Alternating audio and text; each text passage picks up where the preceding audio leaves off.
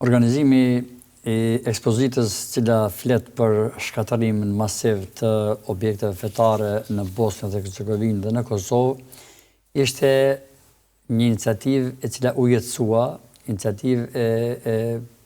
hedhur para disa muajsh gjatë vizitës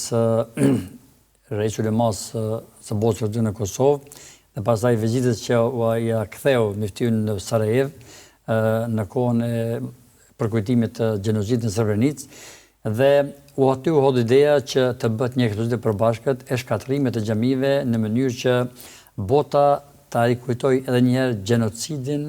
dhe ashtu siç është edhe quajtur sakralizocidin ndaj objekteve fetare në Bosnjë dhe Hercegovinë. Natyrisht përmasat e gjenocidit në Bosnjë ishin shumë të mëdha se në Kosovë, mirëpo vështruan nga këndi se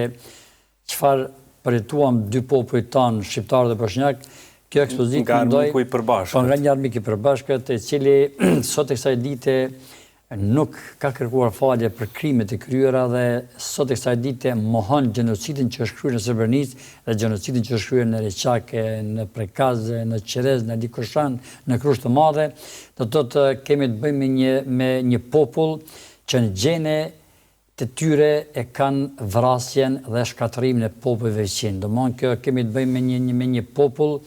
që paturpsisht e quan veten popull hyjnor, popull qellor, ndërkohë që ata janë edhe vetë kundër fjalës fesë që ata i përkasin, fjalës Krishtit apo fjalës ateistës, sepse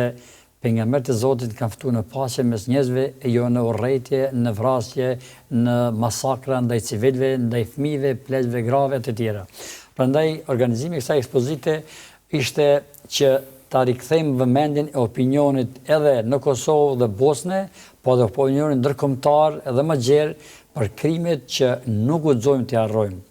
Ne fëmijëve tanë duhet t'u përcjellim këtë, se një armik i juni përbashkët që po kemi probleme edhe sot me të, ka bërë këto krime, ka bërë këto vrasje, këto masakra, prandaj të mos mashtrohen gjatë historisë, sepse baballarët tanë, gjyshërit tanë, ne kanë të heqë vëmendjen me kohë, na kanë përgatitur që të mos i zëm besë shkallët, në thosë për e them si termin që është përdorur për ta, sepse uji i fle, armiku nuk fle. Domthonë ata gjithmonë e kanë pas të mshefur urrëtitjen ndaj çdo gjëje që është shqiptare dhe muslimane, dhe sa herë që u është dhënë rasti, ata kanë bërë krime masive ndaj popullatës shqiptare dhe bosnjake. Dhe fal politikave diskriminuese të tyre,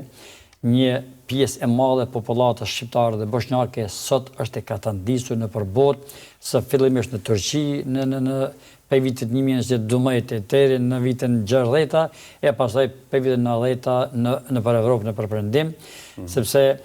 qëllimi ka qenë të sakatohet ai trungu i bazë i shqiptarëve dhe i bosnjakëve në mënyrë që ata të përfundojnë këtë rajon, mirë po dëshira dhe vullneti i Allahut ishte që të mos ndodhe kjo në ato përmasa, sepse shqiptarët në radhë të parë më shumë se bosnjakët duke i qëndruar besnik trojët të tyre stërgjishore, pas luftës në mënyrë masive u kthyen nëpër trojët e veta, nëpër shtëpitë e veta nga Evropa, ku kanë pas mundësi të qëndrojnë. Po kjo tregon se ne jemi, qështoj një fjalë, vatanli apo adedashës, dhe dëshirojmë që të jemi zot të tokës ku i madhi Zoti na ka krijuar, duke lënë ndoshta një luks në jetën e perëndimit, por duke kthyer vetvetes sonë, rrënjeve tona, shtëpive tona, dhe uroj që tri tanë ta kenë po këtë kujdes, po këtë dashuri ndaj atë dheut që kanë pas edhe baballarët tanë, që kemi pas edhe ne si gjenerata pak më të vjetra se ata rinjet që po vinë sot.